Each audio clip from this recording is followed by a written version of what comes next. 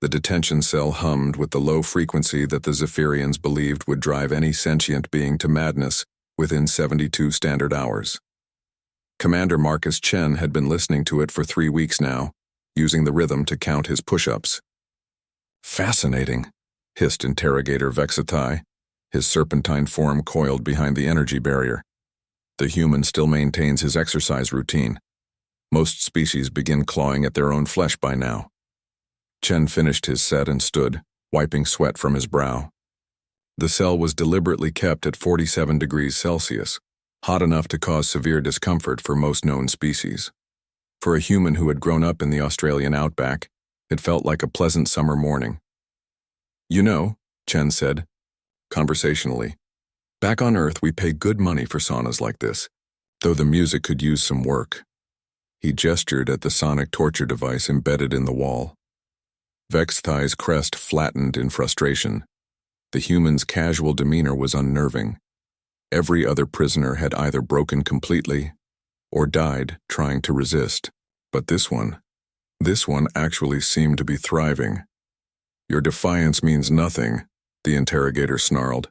"We have methods that would make your primitive mind snap like a twig." "I'm sure you do," Chen replied, settling into a meditative position. "But here's the thing about humans, we're really, really good at adapting. It's kind of our whole deal." What Vextai didn't understand was that humanity had spent millennia perfecting the art of survival.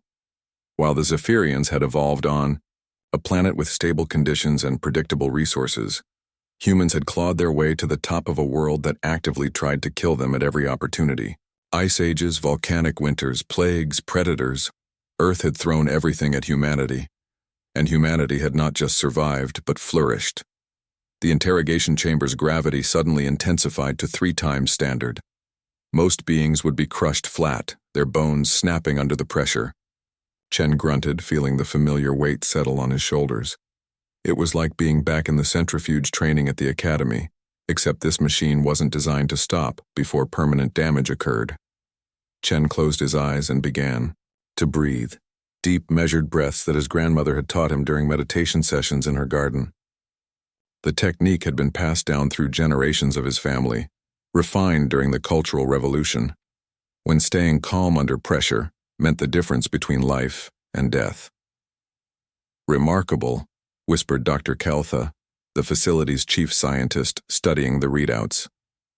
"His cardiovascular system is actually adapting in real time. Look at these neural pathway configurations. They're reorganizing to compensate for the stress." Hours passed. The gravity eventually returned to normal, but Chen remained in position, his breathing steady and controlled. When he finally opened his eyes, he found both aliens staring at him with something approaching awe. "Tell me," Chen said quietly, "how long has your species been the dominant force in this sector?" Vexthai bristled. "The Zephyrian Empire has ruled for over 6,000 cycles. We have conquered 47 star systems and subjugated countless primitive species." 6,000 years, Chen mused. "That's impressive. Humans have only been in space for a few centuries." He paused, letting that sink in. "But we've already matched your expansion rate, haven't we? Made you nervous enough to try capturing one of our ships." The alien silence was answer enough. Chen stood slowly, his movements fluid despite the previous hours under crushing gravity.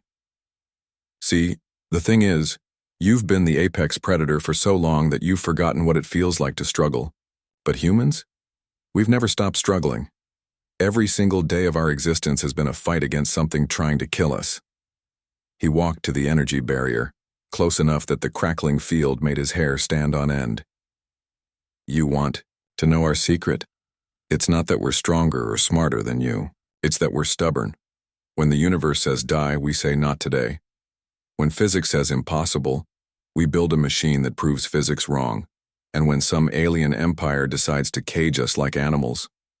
Chen smiled, and there was something predatory in his expression that made both aliens take an unconscious step backward. "We find a way to turn the cage inside out." The lights in the detention block suddenly flickered. Emergency klaxons began wailing throughout the station. Dr. Kieltha's communication device crackled to life with panicked reports. The main computer, core was experiencing cascade failures.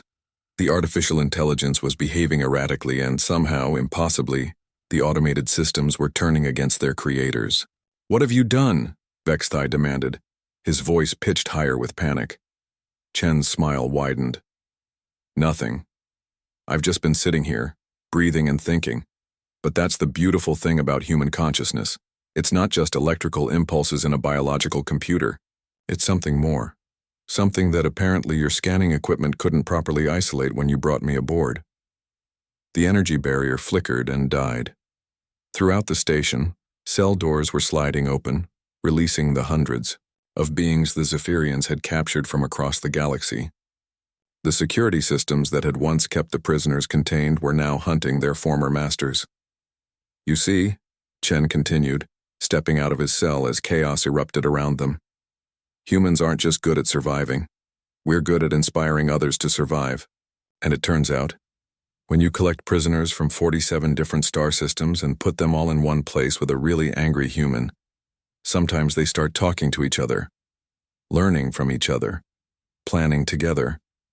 Vexthai reached for his weapon, but found that his access codes no longer worked. The station's AI had locked out all Zephyrian personnel.